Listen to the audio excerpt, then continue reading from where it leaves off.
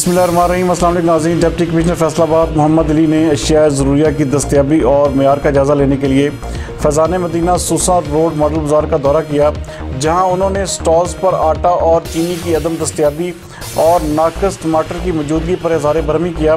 फैसलाबाद से हमारे divisional bureau chief मियां एजाज असलम के मुताबिक डिप्टी कमिश्नर फैसलाबाद ने हिदायत जारी की कि मार्केट कमेटी को मुकर्ररा अशिया की वाफर दस्तयाबी के साथ मेयार को भी बेहतर बनाया जाए। असिस्टेंट कमिश्नर सिटी मॉडल बाजार की मुसलसल मॉनिटरिंग करके क्वालिटी अशिया की दस्तयाबी को यकीनी बनाएं। इस मौका पर उनका कहना था कि शहर के 4 मॉडल बाजारों में मुकर्ररा अशिया आम मार्केट और डीसी रेट से भी कम निर्खों पर दस्तयाब हैं। मॉडल बाजारों के क़याम का मकसद आवाम को अशिया ज़रूरिया रियायती निर्खों पर फराहम करना है। मजीद उनका कहना था कि मॉडल बाजारों की इंस्पेक्शन का अमल भी रोजाना की बुनियाद पर जारी रहेगा।